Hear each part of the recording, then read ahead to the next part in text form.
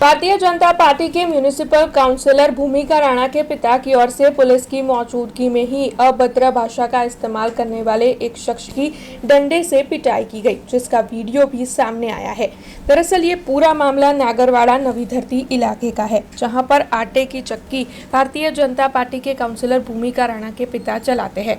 आटे की चक्की पर एक शख्स नशीले पदार्थ पीकर आया था, जिसके बाद भूमिका राणा के पिता की ओर से उस शख्स को धमकाया गया, लेकिन ये शख्स वहां पर गालियां बकने लगा, जिसके बाद भूमिका राणा के पिता ने उस शख्स को धमकाकर वहां से रवाना किया। जिसके बाद कॉरपोरेटर के जो पिता है वो उस शख्स के घर पर गए, जहां पर उसके भाई की ओर से कॉरपोरेटर के पिता की माफ़ी मांगी गई।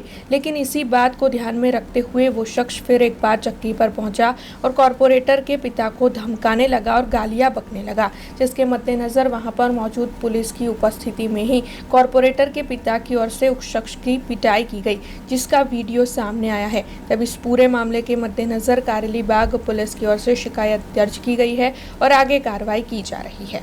ये भाई एकला જ આવ્યા હતા ને એવું કહેવા હતા પેલી લેડીઝ જોડે અનસલ્ટ વાત કરતા હતા તો મેં એવું કીધું કે લેડીઝ જોડે અનસલ્ટ વાત શું કરવા, મને લોટ આપી દો ને પહેલાં। હા, તો મેં એમને એ વાત કરી હતી, મેં એમને એમની જોડે ખાસી ટાઈમ વાત કરી।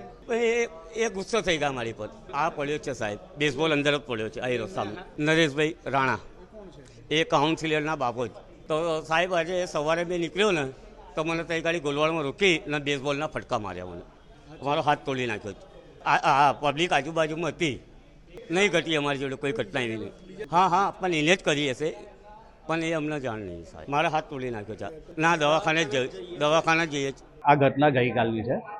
હું સાંજે મારા ઘંટી જાનાત દરવાની નવી ધરતી ત્યાં હું બેઠો હતો અને અચાનક આ ભાઈ ત્યાં લોટ લેવા આવ્યા, પીધેલી હાલતમાં હતા અને પીવે જ છે, એ મને ખબર જ છે, એનાથી આપણને કોઈ વાંધો નથી અને કસ્ટમર છે એટલે મારે એને લોટ આપીને રવાના કરવાનો હોય। પણ એક મહિલા હતી જે બીજા મારા કસ્ટમર હતા, એને એવા એટલા ખરાબ શબ્દનો પ્રયોગ કર્યો છે આમને, એટલે મને પણ શરમ આવી। એટલે મેં કીધું આ મારી જ દુકાને આ વ્યક્તિ પીધેલી હાલતમાં કોઈ મહિલાનું આ રીતે અપમાન કરે એ મેં કેવી રીતે ચલાવું। પણ બિલકુલ મેં આમ ગુસ્સો છે ને કંટ્રોલમાં રાખ્યો અને મેં કીધું એમના ઘરે જઈને આ વાત કરી। એટલે હું એમના ઘરે ગઈકાલે ગયો હતો, ત્યાં એમના ભાઈ નરેશભાઈ હતા, એટલે એમને મેં આ વાત કરી। મને કહે કે નરેશભાઈ તમને કહું કે આ ઘરમાં પણ આવો ત્રાસ છે, મારા ભાભી છેલ્લા 5 વર્ષથી આના ત્રાસથી પિયર જતા રહ્યા છે અને આ આવા ધંધા કરે છે। મેં કીધું જો નરેશભાઈ, તમારા ઘરમાં એ ચાલે, પણ બહારની વ્યક્તિનું કોઈ મહિલાનું અપમાન એ કોઈ ના ચલાવી લે। અને મારી ઘંટી પર કોઈ મહિલા આવી, એની જવાબદારી મારી છે કે એનું આત્મરક્ષણ માન સન્માન જળવાઈ રહે। આ અપમાન કર્યું એટલે હું ખાલી કહેવા આવ્યો છું, તો એમને મારી માફી માંગી નરેશભાઈએ। મને કે યાર સોરી, હું એમના તરફથી હું માફી માંગુ છું। હું ઠીક છે, સમજાવી દેજો એમ। આજે પાછો બાઇક લઈને આવે છે, હું તો કસ્ટમરને બધો લોટ ના હાથે આપતો હતો, અચાનક આવીને મને કે તું મારા ઘરે કેમ આવ્યો?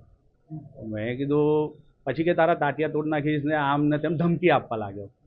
પછી એના ભાઈને બોલાવીને આવ્યો, પછી એ નરેશભાઈએ પહેલાં તો એની નરેશભાઈની સામે એ અપશબ્દ બોલવા લાગ્યો બહાર ઊભા, ત્યારે એ વિડીયો ના બનાવ્યો, પણ એ મને ઉશ્કેર્યો। પછી હું બહાર ગયો એને જવાબ આપવા માટે, તો ઝપાઝપી થઈ અમારી, એમાં એ વિડીયો બનાવ્યો અને એટલા ગંદા શબ્દોનો પ્રયોગ કર્યો હતો। એટલે મારી પાસે કોઈ હથિયાર નથી, પણ લોટ લેવાનું મારું જે પ્રેશર કરવાનું સાધન હતું એનીથી મેં મારો સ્વ બચાવ કર્યો। મારી દુકાને મેં લેડીઝનું નામ લઉં, તમે વિચારી શકો છો ને કે તમારા ઘરે આવેલું મહેમાન કે તમારા સમજો કે એના માટે આવે તો તમે એનું અપમાન કરશો? हमसे जुड़े रहने के लिए हमारे YouTube चैनल को सब्सक्राइब करें और नई वीडियो की नोटिफिकेशन के लिए बेल आइकॉन को दबाएं।